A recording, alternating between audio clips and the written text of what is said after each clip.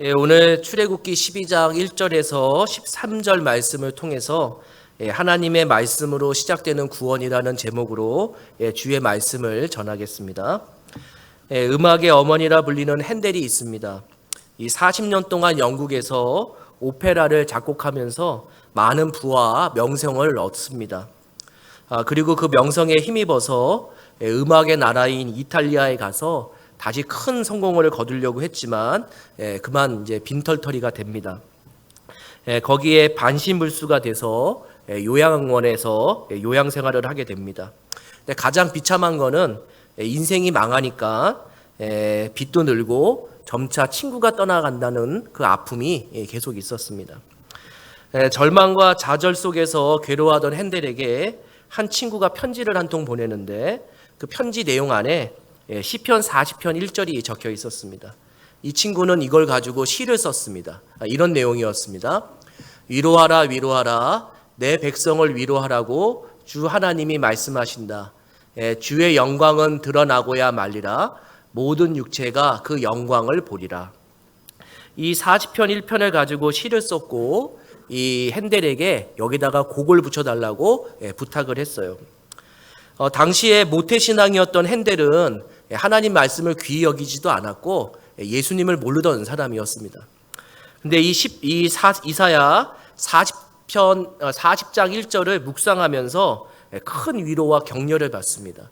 이 말씀 속에서 하나님을 만나게 되고 하나님을 만나면서 거듭난 사람이 되게 됩니다. 그리고 나중에 건강을 회복해서 핸델이 영국에 가서 그 유명한 하나를 그 오페라 오라토리오 하나를 만드는데 그것이 뭐냐면은 메시아라고 하는 오라토리오입니다. 이 메시아를 통해서 이 핸델은 다시 예전의 부와 명예를 이제 얻게 됩니다. 근데 또 시간이 지나서 건강이 좋지 않아서 앞을 못 보게 되는 일이 이제 발생합니다. 그러나 그 사람은 마음의 평강이 있어서 그 앞을 보지 못하지만 주님을 찬양하다가 하나님 나라에 가게 됩니다. 우리의 생각에는 우리의 인생이 어머니 뱃속부터 시작된다고 생각을 합니다. 그거는 맞는 얘기입니다. 그러나 참된 인생의 출발은 어디서부터냐면은 예수님을 만남으로부터 참된 인생이 시작됩니다. 오늘 설교 제목처럼 하나님의 말씀으로 시작되는 구원, 중생을 통해서 내가 죄된 삶으로부터 시작돼서 의인의 삶으로 우리가 바뀌었을 때 그것을 참된 인생이라고 표현하고 우리는 인생의 새 출발이라고 설명합니다. 오늘 설교를 통해서 우리는 오늘 우리에게 허락하신 그 구원에 대해서 다시 한번 생각해 보길 소원합니다. 그리고 그 구원이 얼마나 소중한 것인지를 다시 깨달아서 그 구원을 소중하게 여기는 성도님 되시기를 소원하겠습니다.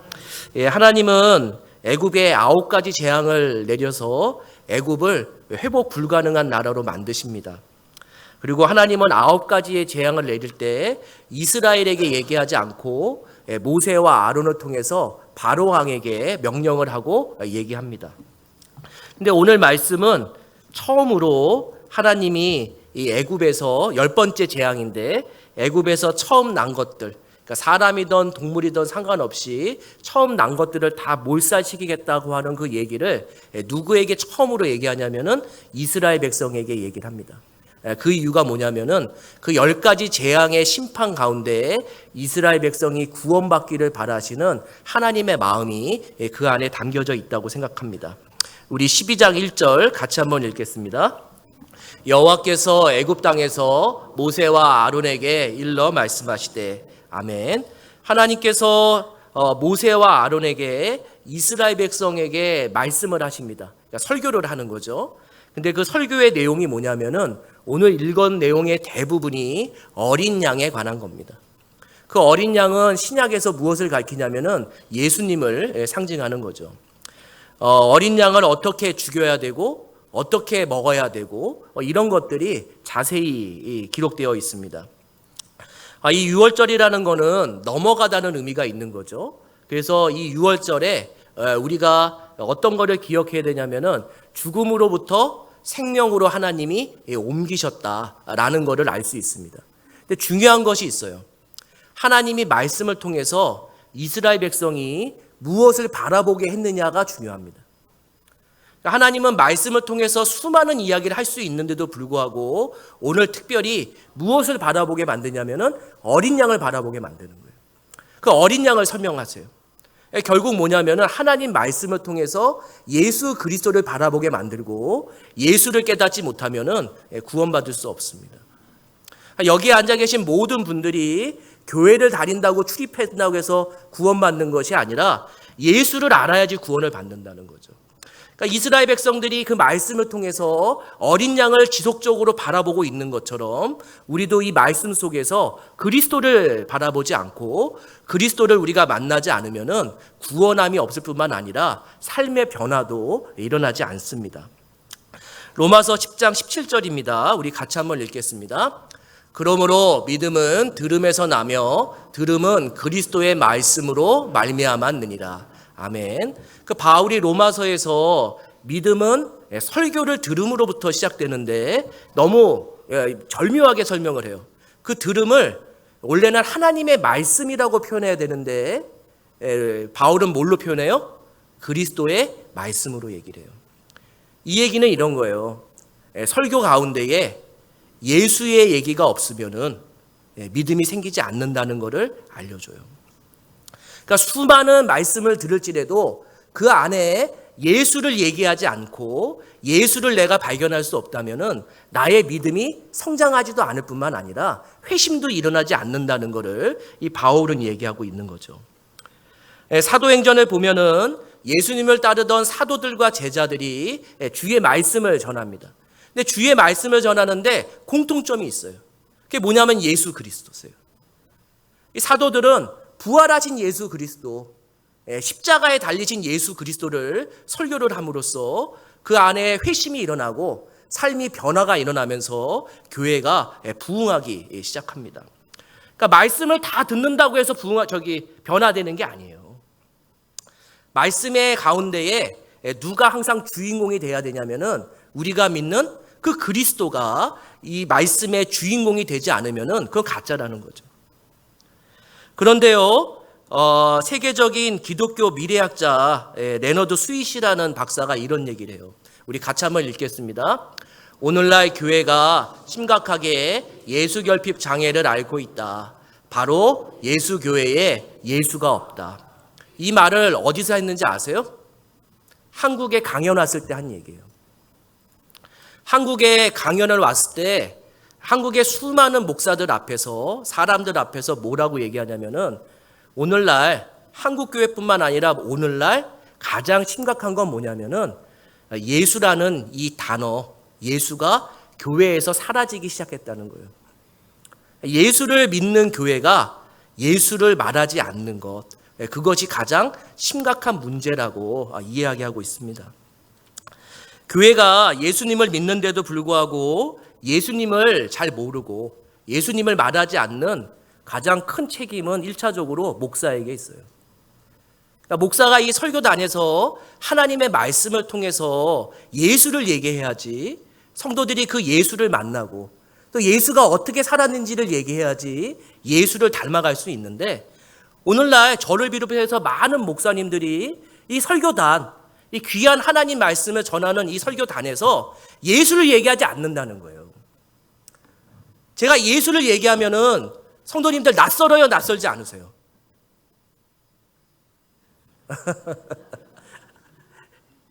구원을 얘기하면 이상해요, 안 이상하세요? 감사합니다. 예. 저도 예수 말하기가 주저하고, 그렇죠? 성도님도 예수라는 단어 들으면 어색해요. 그 이유가 뭐냐면은 이곳에서 예수라는 단어가 제일 많이 나와야 되는데도 불구하고 예수라는 단어가 제일 적게 나오는 곳이 예배당이에요.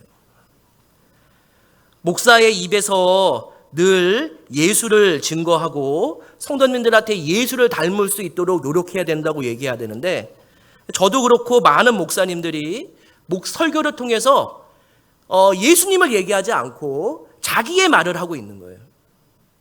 자기의 말을 하고 있으니까 예수님이 드러나지 않죠. 하나님은 교회에 원하는 것이 있어요. 어떤 걸 원하냐면은 예수의 백성을 만들기 원해요. 예수의 사람을 만들기 원해요. 그러니까 하나님은 목사의 사람을 원하지 않아요. 목사의 백성을 원하지 않는다고요. 오늘 이 말씀을 보면은 이스라엘 백성에게 뭐라고 얘기하냐면은 하나님의 백성이라고 얘기하지 모세의 백성이라고 얘기하지 않는다고요. 그 얘기는 뭐냐면은 목사가 항상 이 성도님들이 예수님과 친해지고 예수님과 가까워질 수 있도록 늘 목사가 힘을 써야 되는데, 목사가 자기와 친해지고 자기의 이야기만 들을 수 있도록 계속 우리가 나쁜 짓을 한 거예요. 저도 회개합니다. 그러니까 이 시간에 우리가 생각해야 될 건 뭐냐면은 우리 교회에 예수의 이야기가 많이 나와야 돼요. 그러면은 교회 안에 무슨 향기가 나오냐면은 예수의 향기가 나와요. 근데 예수의 향기가 나오지 않는 가장 큰 이유는 뭐냐면은 사람의 향기가 나는 거예요. 사람의 향기가 나니까 항상 교회 공동체가 어떻게 될까요? 다투고 싸우고 원망하는 일이 발생하게 됩니다. 우리가 우리 교회를 가장 아름답게 예수님만 잘 간직하면서 신앙생활하는 성도님들의 모임이 됐으면 좋겠습니다. 오늘 말씀에서 하나님은 그 말씀을 통해서 예수님을 발견한 구원을 가리켜서 뭐라고 얘기하냐면은 오늘 설교 제목처럼 참된 인생을 시작하는 첫 출발이다, 이렇게 얘기를 해요. 우리 2절 같이 읽겠습니다. 이 달을 너희에게 달의 시작 곧 해의 첫 달이 되게 하고. 아멘. 이스라엘 백성은 애굽에서 살아가면서 430년 동안 무슨 달력을 쓰냐면은 애굽 달력을 써요. 우리 그 종이 있죠? 1월 1일부터 30일까지 있는 달력, 애굽 달력을 써요. 그러니까 애굽 달력을 쓴다는 거는 이스라엘 백성이 바로의 백성이었던 거예요. 바로의 백성. 그런데 이들이 노예 생활을 해요. 노예 생활을 하니까 달력을 볼 시간이 없는 거예요. 아침에 눈을 뜨면은 일하러 가고 해지면 와서 자고, 이런 노예의 처참한 삶을 살게 됩니다. 근데 하나님이 6월절에 얘기하면서 선물을 하나 준다고 얘기를 해요. 그것이 뭐냐면은 새 달력을 주겠다고 얘기를 해요. 그러니까 이 6월절이라는 거는 우리가 쓰는 양력으로 3월과 4월이거든요. 그 6월절은 저 아비월이나 니산월이 라는 것이 이제 1월로 치는데 거기에 끼어 있는 절기예요. 그러니까 양력이 3월, 4월인데 하나님이 6월절 날 너희에게 이 선물을 하는데 달력 하나를 선물하겠다. 이 달력은 어디서부터 시작하는 거냐면은 6월절 절기가 있는 저 니산월, 저 아비월부터 1월로 생각하면서 새해로 생각하면서 살아라, 이렇게 달력을 주는 거예요. 왜 새 달력을 줄까요? 새 달력의 의미가 뭘까요? 더 이상 바로의 백성이 아니라 하나님의 백성이다. 그리고 더 이상 너희가 새 생명을 줬고 새 백성이 됐으니까 하나님과 동행하는 삶을 살기 위해서 첫 출발 새 달력을 주고 저거를 따라서 살아갈 수 있도록 알려주시는 거죠. 구원받은 백성에게 새로운 달력을 준다는 것은 은혜로 살아가는 걸 알려주는 거예요. 앞으로 이스라엘 백성은 광야에 40년 동안 하나님의 은혜로 살아갑니다. 그러면서 그들에게 알려주는 것이 있어요. 새 생명, 새로운 인생을 살아가는 것은 하나님과 늘 함께 동행하는 삶이라는 것을 선물로 알려주는 겁니다. 우리 고린도후서 5장 17절 같이 읽겠습니다. 그런즉 누구든지 그리스도 안에 있으면 새로운 피조물이라. 이전 것은 지나갔으니 보라 새 것이 되었도다. 아멘. 그러니까 이스라엘 백성에게 6월절이 없었으면 그들은 여전히 이 애굽의 달력을 따라가는 옛 백성이지만 지금 새로운 달력을 주어졌기 때문에 하나님의 백성으로 하나님을 따라가는 삶이 됩니다. 마찬가지로 우리도 예수님을 모를 때는 옛 것이었어요. 근데 주님을 안 순간부터 우리는 어떤 사람이에요? 새 것이 됐습니다. 그러니까 새로운 사람이 됐다는 것은 새로운 삶을 사는 거예요. 근데 왜 자꾸만 옛 것에 집착하세요? 왜 자꾸만 친구 떨어져 나가는 것이 두려우세요? 당연하죠. 새로운 삶을 살아서 새로운 삶으로 신앙생활을 하면 할수록 결국 옛 것들이 어떻게 될까요? 없어지게 되어 있는 거예요. 근데 옛 것들이 자꾸만 사라지면은 내가 두려워해요. 옛 노예 근성이 아직도 남아있는 거예요. 노예 근성이. 지금 여름이시잖아요. 맞죠? 여름에 예수님 몰랐을 때 이 무더위 한 저녁 무엇으로 갈증을 해결하셨어요? 무엇으로 갈증을 해결하셨어요? 말씀을 아끼시는데 시원한 맥주 한 잔으로 해결하셨잖아요. 다. 그 맛 아세요? 아시는 분은 저기 새로 사셔야 돼요. 근데 그게 왜 자꾸 생각나세요? 새 것이니까 새 사람답게 살아야 되잖아요. 우리는요, 자꾸만 과거의 것들이 사라지면 죽는 것 같다고 느껴져요. 왜 예배 시간을 아끼세요? 왜 교회에 헌신하는 걸 아끼세요? 그 헌신하는 거 아껴서 뭐 하시게요? 옛 것을 사잖아요, 옛 것을. 옛 것을 위해서, 옛 것을 더 지키기 위해서 교회 생활의 시간을 최소로 만드시잖아요. 그런데 어떻게 우리가 새로운 피조물이라고 얘기할 수 있어요? 그러니까 새로운 피조물이라는 거는 옛 것을 어떻게 하든지 조금씩 덜어내고 주님과 함께 어떻게 아름다운 인생을 만들어 갈 것인가, 여기에 초점을 맞춘 게 새로운 삶이에요. 여전히 근데 우리는 과거의 삶을 자꾸만 돌아가려고 그래요. 이스라엘 백성이 하나님의 은혜로 홍해를 건넌 다음에 뭐라고 얘기하는지 아세요? 내가 애굽에 있을 때 양파도 먹었고 파도 먹었고 양념도 먹었고 이런 소리를 하고 있어요. 우리가 그렇게 살고 있는 거예요, 지금. 주님 만났다면, 그리고 내가 구원받았다면은 과거의 것을 내려놓으십시오. 그리고 주님 따라 새 것을 쫓아가십시오. 새 것은요, 늘 건전하고 새 것은 늘 생명이 있습니다. 그러니까 이 생명이 있는 것을 믿고 생명이 있는 쪽으로 늘 살아가시는 성도님 되기를 소원합니다. 그리고 이 말씀 속에서 우리가 하나 깨달을 게 있습니다.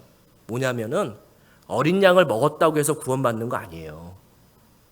구원은 어떻게 받는 거냐면은 하나님의 말씀에 순종함으로 구원을 얻어요. 우리 12장 5절에서 7절 같이 한번 읽겠습니다. 너희 어린 양은 흠없고 1년 된 수컷으로 하되 양이나 염소 중에서 취하고 이달 열 나흘날까지 간직하였다가 해질 때에 이스라엘 회중이 그 양을 잡고 그 피를 양을 먹을 집 좌우 문설주와 임방에 바르고. 아멘. 만약에 하나님이 소피를 바르라고 하면 어떻게 할 거예요? 하나님이 어린 양의 피가 아니라 닭피를 바르라고 하면 어떻게 할 거예요? 어떻게 하셔야 돼요? 닭피를 발라야죠. 그러면 어떻게 돼요, 내가?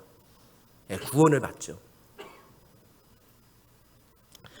그러니까 하나님은 애굽 백성이나 이스라엘 백성에게 뭐를 알려고 싶냐면 이 6월절 절기에 하나님의 말씀에 순종하는 자에게 구원을 주신다는 걸 알려주는 거예요. 이런 생각 해볼까요? 전지전능하신 하나님이 이스라엘 백성의 집이 어딘지 모를까요? 이스라엘 백성의 집이 어딘지 몰라서 어린 양의 피로 표시하라고 얘기했을까요? 10가지 재앙을 보면은 메뚜기 떼가 있을 때 애굽 백성만 피해를 입었지 이스라엘 백성은 피해를 하나 입지도 않았어요. 9번째 재앙, 흑암으로 죽음을 경험하는 고통이 있을 때도 이스라엘 백성은 그 죽음의 순간에서 벗어났어요. 그러니까 그 얘기는 뭐냐면은 하나님은 이스라엘 백성이 어디 사는지를 알고 있는 거예요. 혹시 우리들 중에 이런 생각하는 사람도 있어요. 그 피를 집에 발랐기 때문에 부족처럼, 미신처럼 귀신이 넘어갔다, 이렇게 생각하는 사람도 있어요. 아니에요. 순종했기 때문에 구원받은 거예요. 혹시 이스라엘 백성 중에 애굽 백성 중에 이스라엘 사람들이 보니까 문에다가 피를 발라요. 어린 양의 피를. 나도 혹시 몰라가지고 어린 양의 피를 발랐어요. 살까요? 죽을까요? 살까요? 죽을까요? 대답을 잘 하셔야 돼요. 살까요? 죽을까요? 아니요, 죽죠. 애굽 백성이 어린 양의 피를 문 사방에 발라도 죽어요. 왜냐하면 신앙은 흉내낼 수가 없는 거예요. 그들은 살아계신 하나님이 어떠한 분인지를 모르는 거예요. 그냥 내가 말씀을 읽고 말씀대로 살려고 노력할 수는 있어요. 그러나 살아계신 하나님을 만나지 않는 순간 그 사람은 예수 믿는 사람이 아니에요.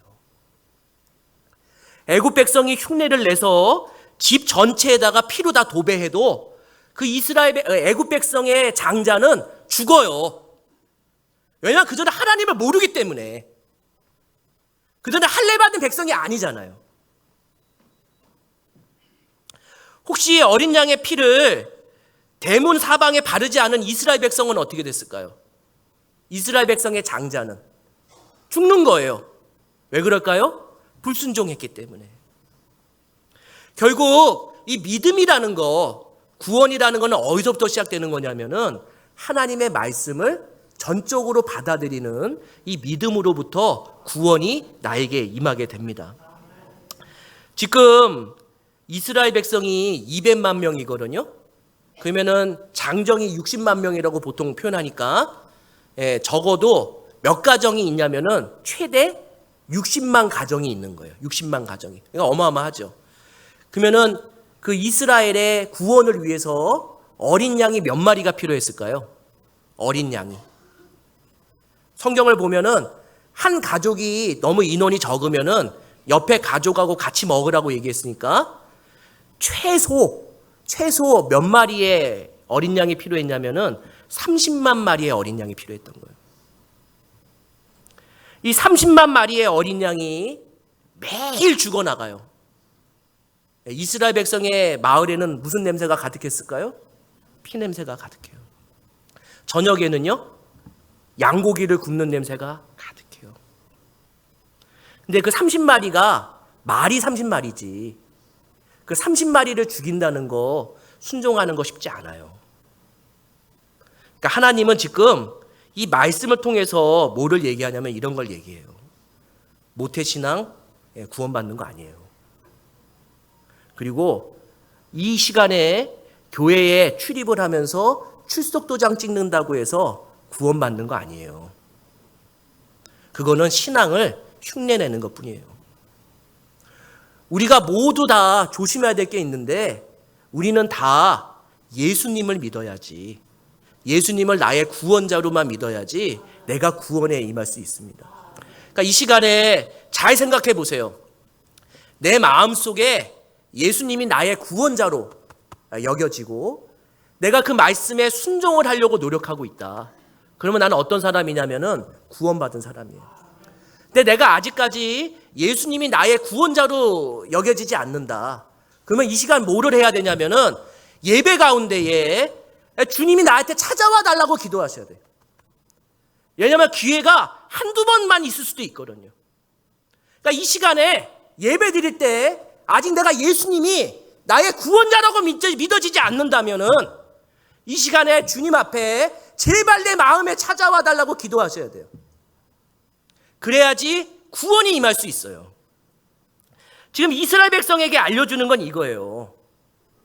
너가 어린 양을 먹은 후에 주의 말씀대로 순종하면서 살아가느냐. 그러면 너가 그 구원받은 대로 살아가고 있는 것이다 라고 이야기하고 있습니다.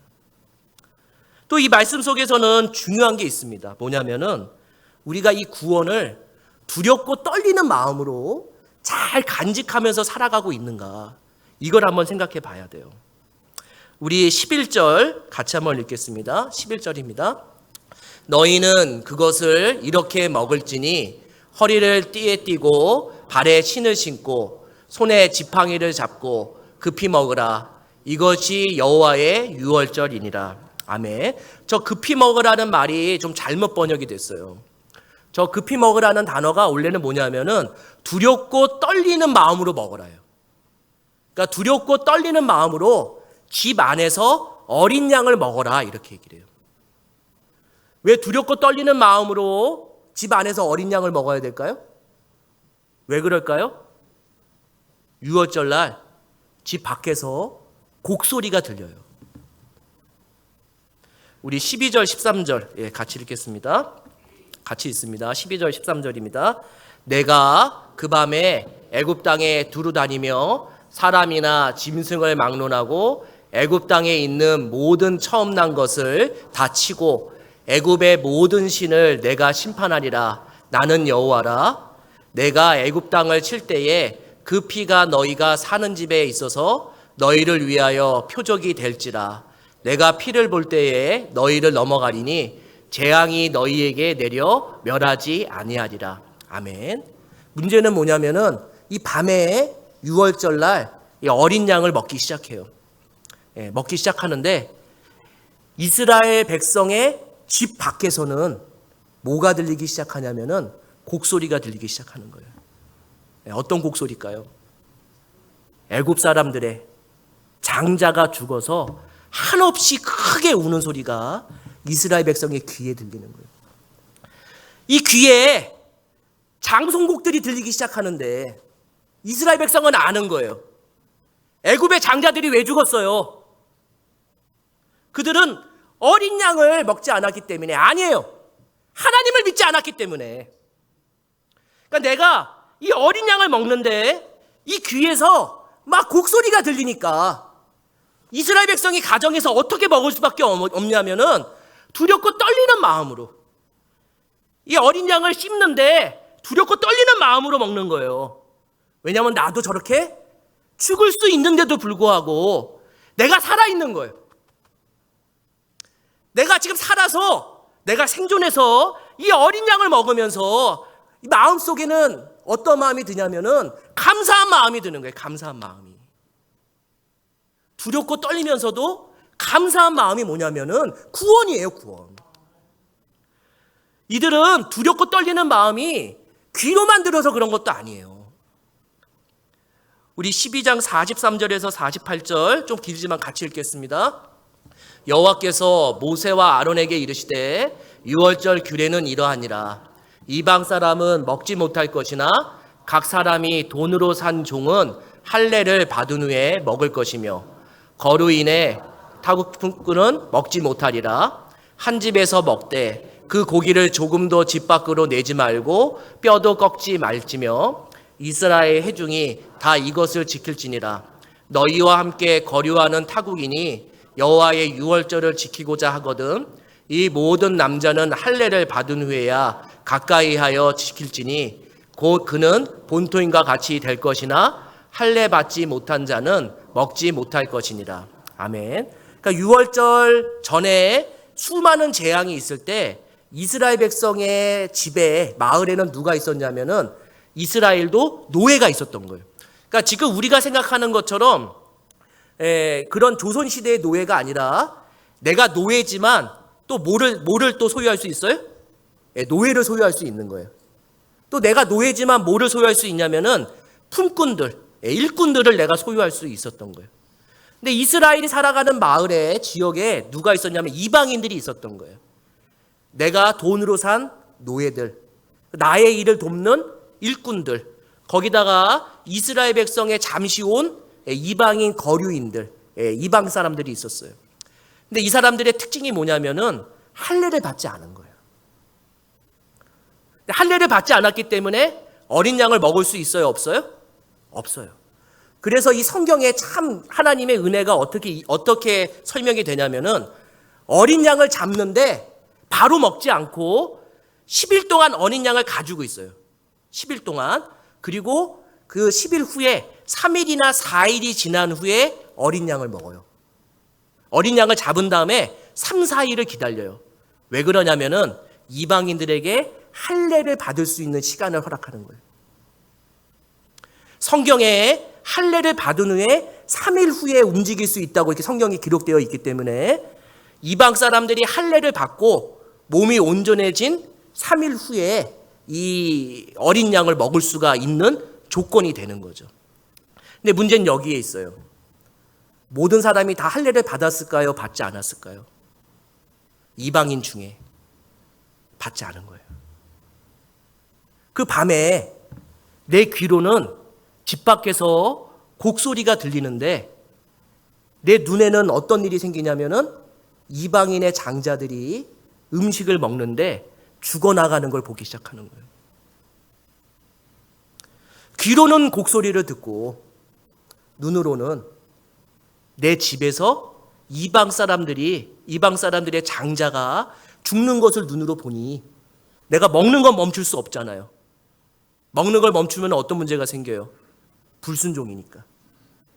이 어린 양을 먹으면서 어떤 마음이 드냐면은 두렵고 떨리는 마음으로 이 어린 양을 먹을 수밖에 없는 거예요.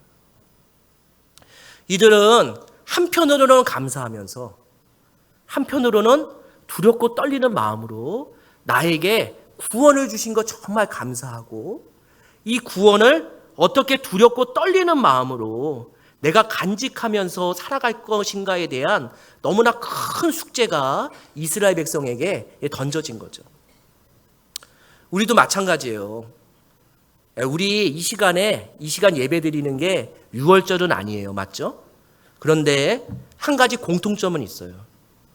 구원받은 사람들이 함께 모여서 예수를 만나기 위해서 드리는 예배가 이 모임이에요.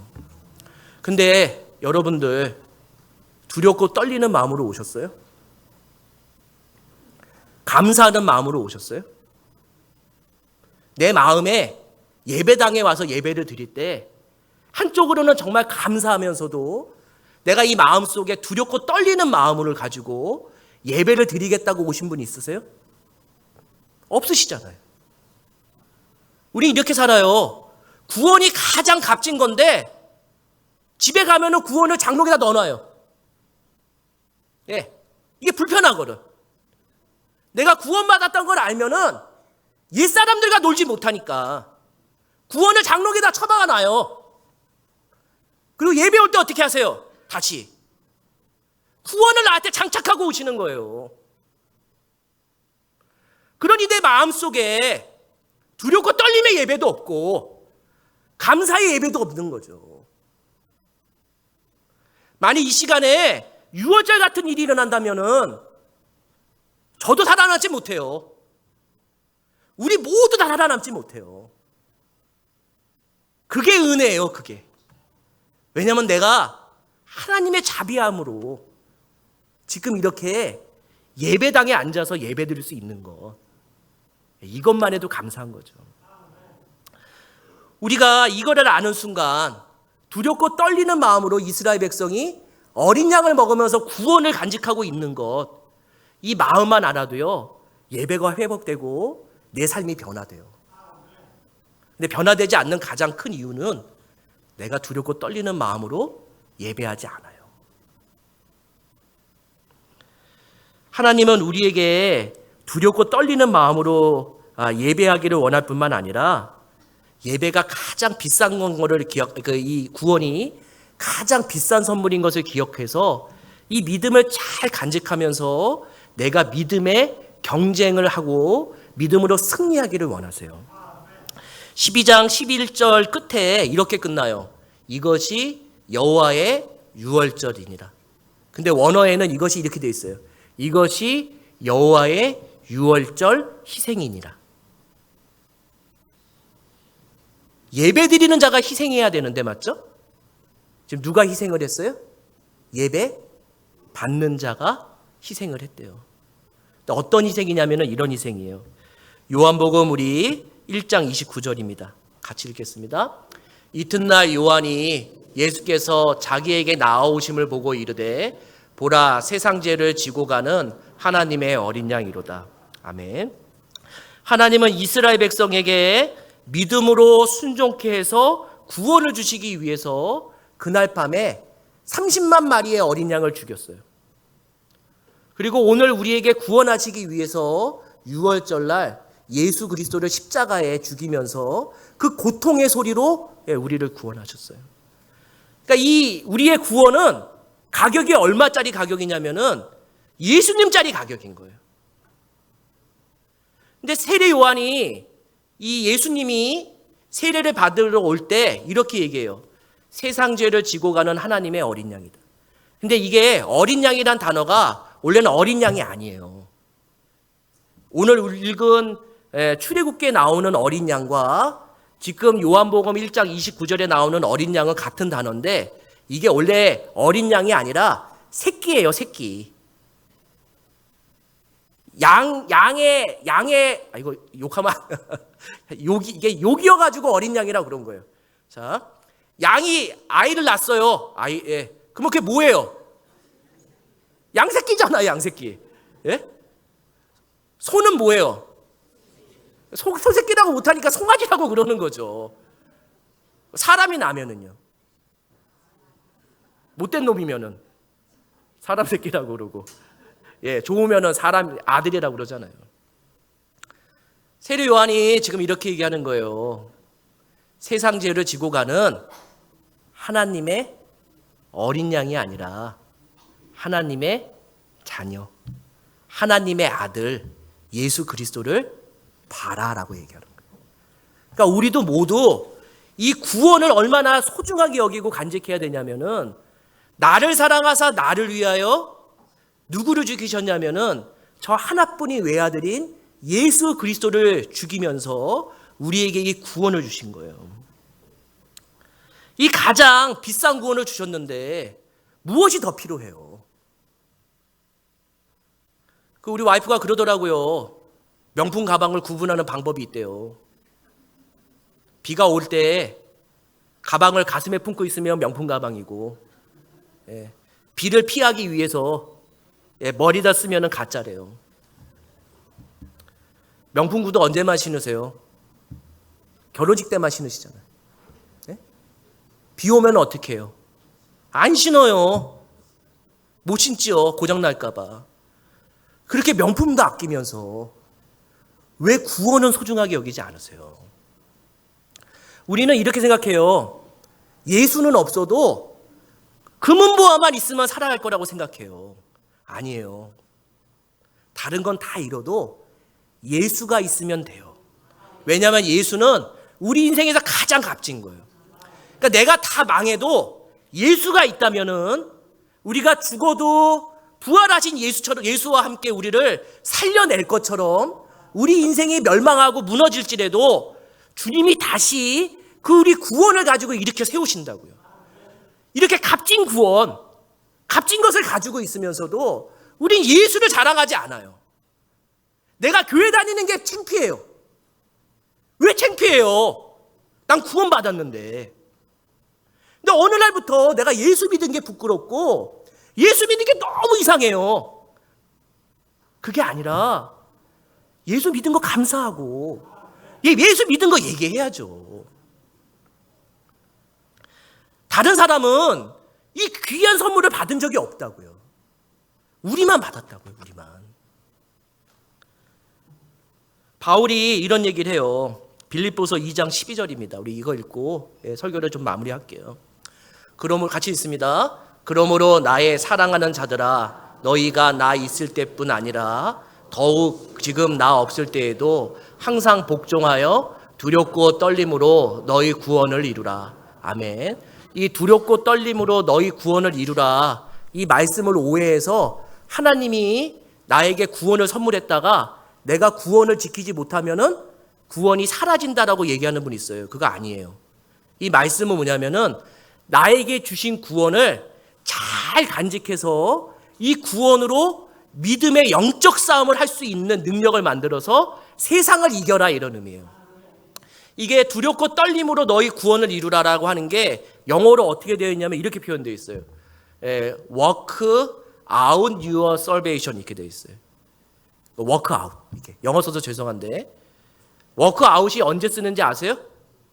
헬스클럽에서. 내가 무거운 것을 들거나 운동하면서 내 근육을 키울 때 워크아웃이라고 영어로 얘기를 해요. 이 얘기는 뭐냐면은 없는 근육을 만드는 게 아니에요. 운동은 뭐예요? 있는 근육을 더 강하게 만들어서 질병과 싸워 이기게 하고 내가 세상에 나갔을 때 나에게 자존감을 높이게 만드는 것이 워크아웃이에요. 우리 살찌면은 어떻게 하세요? 다 어떻게 하세요? 3만 원짜리 헬스클럽 다 끊으시죠? 그렇죠? 저도 끊었어요. 한 지금 4개월, 3개월 됐는데 저도 끊었어요. 성도님들이 대진방 때 너무너무 잘 섬겨주셔서 5kg가 쪘어요. 5kg가. 이게 어떻게 감당이 안 되는 거예요. 그래서 삶의 패턴을 바꿨어요. 어떻게 바꿨냐면은 아침에 새벽 기도하고 그 다음에 올라가서 새벽 기도 설교, 다음날 새벽 기도 설교 준비하고 가서 1시간 10분, 1시간 뛰고 그 다음에 다시 9시 전에 출근하고 제 새벽에 루틴이 이렇게 되어 있어요. 항상. 근데 하루 운동을 하고 왔는데 제가 어떻게 돼 있을까요? 몸이 날씬해 보여요. 야 이거 효과 있구나. 그래서 기쁜 마음으로 그 다음날 어떻게 했을까요? 또 갔어요. 가서 1시간 따고 왔는데 이상하게 어떻게 돼요? 날씬해 보여요. 근데 와이프한테 물어보면은 별 다른 모습이 없대요. 근데 나는 어떻게 되냐면은 나는 날씬해진 것 같아. 그리고 실제적으로요, 날씬해졌어요. 근데 그게 아침밥 안 먹고 운동해서 빠진 거죠. 근데 문제가 생겨요. 이틀 운동하다가 3일, 4일째 되면 어떻게 될까요? 게을러서 운동 안 해요. 그 다시 거울에 서요. 그러면 살이 어떻게 됐을까요? 도로 다시 쪄요. 그러면은 제 스스로를 막 비하해요. 이 바보 같은 놈. 야, 그 1시간만. 그리고 다음 주부터 다시 결심을 해요. 그 다시 월요일 날부터 다시 어떻게 해요? 헬스클럽을 가요. 또 1시간 운동해요. 살이 어떻게 될까요? 또 빠진 것처럼 보여요. 목요일 날 다시 살이 쪄요. 이거를 지금 3개월째 하고 있어요. 그런데 한 가지 얻은 건 있어요. 안 하는 것보다 하는 게 나아요. 제가 삶의 모토를 바꿨어요. 건강한 돼지가 되자. 차라리 운동하고 건강한 돼지가 되자. 신앙도 마찬가지예요. 나에게 구원이 나에게 선물로 있거든요. 근데 이 선물을 잘 간직하면서 영적인 운동을 하는 거예요. 영적인 운동을 계속하면은 내가 무슨 생각이 드냐면은 영적인 체력이 붙어요. 그러니까 영적인 체력이 붙어야지 뭘 할 수 있냐면은 세상에 나가서 담대히 싸울 수가 있어요. 근데 내가 이 구원을 가지고 영적인 운동을 안 해. 영적인 훈련이 안 되면은 다시 어떻게 될까요? 내가 찌그러져요. 찌그러지면 다시 하나님 앞에 어떻게 하면 돼요? 회개하시면 돼. 그 다시 헬스클럽을 간 것처럼 다시 영적인 운동을 하는 거예요. 그거를 계속 반복하시는 거예요. 그러면 마침내 나에게 뭐가 붙냐면은 신앙의 체력이 붙어요. 이 신앙의 체력이 왜 중요하냐면은 마귀와도 싸워야 되고 세상의 믿음으로 승리하기 위해서 나이가 건강해야 돼요. 건강해야 돼요. 사랑은 어디서부터 나오는지 아세요? 건강에서부터 와요. 이게 놀라운 거예요. 신비해요. 부부끼리 아름답게 사랑하려고 해도 잠깐 산책 가려고 해도 내가 체력이 부족하면은 와이프 혼자 걸어가라고 얘기를 해요. 내가 건강해야지 아름답게 교제할 수도 있어요. 우리의 구원이 소중하니까 이 구원을 붙들고 영적인 훈련을 하십시오. 예전에 주님 만났을 때 오지 말라고 해도 밤에 와서 기도하시고 주님 사랑했을 때 아침 저녁으로 와서 예배드리시고 하지 말라고 해도 교회 청소하시고 그랬던 분들이 다 어디 가셨어요?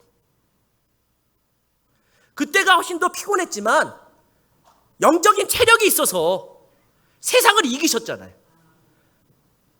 근데 지금 예배 한번 드리고 있을 때 우리는 세상에 나가서 나가놀 시간은 많을 수 있지만 영적인 체력이 없어서 세상에 나가면은 늘 싸워서 져요.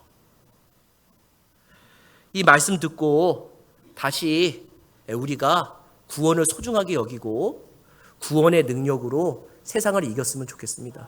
그런 성도님들 함께해서 우리 교회가 믿음으로 승리하는 위대한 교회, 아름다운 교회 되기를 소원하고 기도합니다. 우리 같이 기도하겠습니다. 우리가 구원받은 것에 대해서 먼저 감사하고 우리가 이 구원을 가지고 세상에 나가서 승리할 수 있도록 우리 주여 한번 외치고 같이 주님 앞에 기도하겠습니다. 주여, 하나님 정말로 나에게 구원을 주신 것 정말 감사합니다. 아버지, 내가 이 구원이 나에게 정말 싸구려가 아닌데 내가 이 구원을 자꾸만 소홀하게 여기고 아버지, 내가 이 구원을 가장 소중하게 여기지 못하고 있는 것 주님 용서하여 주시옵소서. 주님, 구원으로 나의 믿음이 승리할 수 있도록 내가 다시 한번 연단하겠습니다. 아버지, 세상에서 예수만 있으면 되는데, 세상에서 가장 귀한 예수만 있으면 되는데도 불구하고, 내가 그 예수를 소유했는데도 불구하고 내가 왜 힘들어하는지 주님, 다시 예수를 붙들고 일어나게 하여 주셔서 주님, 제가 예수를 믿는 사람 되게 하셔서 예수로 승리하게 하시고 믿음의 강단이 생기게 하시고 믿음의 담대함이 있게 하여 주셔서 우리 가정도 승리하게 하시고 우리의 일터와 사업장도 믿음으로 승리하게 하여 주셔서 우리 같이 일어나서 찬양하겠습니다. 그 사랑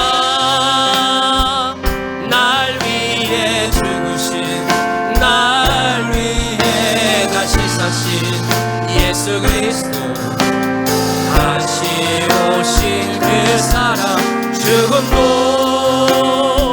생명도 천사도 하늘의 어떤 것에도 끊을 수 없는 영원한 아버지 사랑 내가 노래해 찬양하겠습니다. 아버지 사랑 내가 노래 아버지 은혜 내가 노래 그 사랑 변함없으신 거짓 없으신 성실하신 그 사랑 상한 갈 때 꺾지 않으시는 상한 갈 때 꺾지 않으신 꺼져가는 등불 끄지 않는 그 사랑 변함없으신 거짓 없으신 성실하신 그 사랑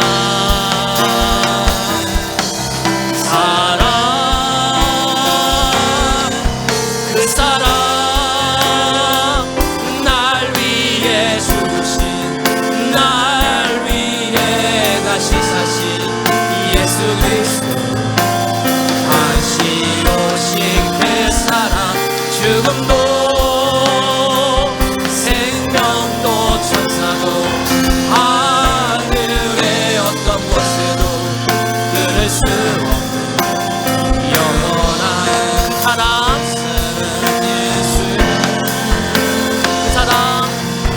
그 사랑 날 위해 죽으신 날 위해 다시 사신 예수 그리스도 다시 오신 그 사랑 죽음도 생명도 천사도 하늘의 어떤 것에도 끊을 수 없는 영원한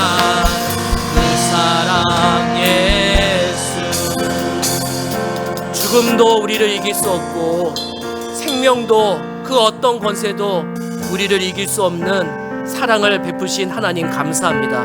내 안에 예수 그리스도가 함께 있다는 것을 믿게 하시고 세상을 내가 홀로 싸워서 이기는 것이 아니라 예수와 함께 싸워서 이기는 역사가 우리에게 있게 하여 주시옵소서.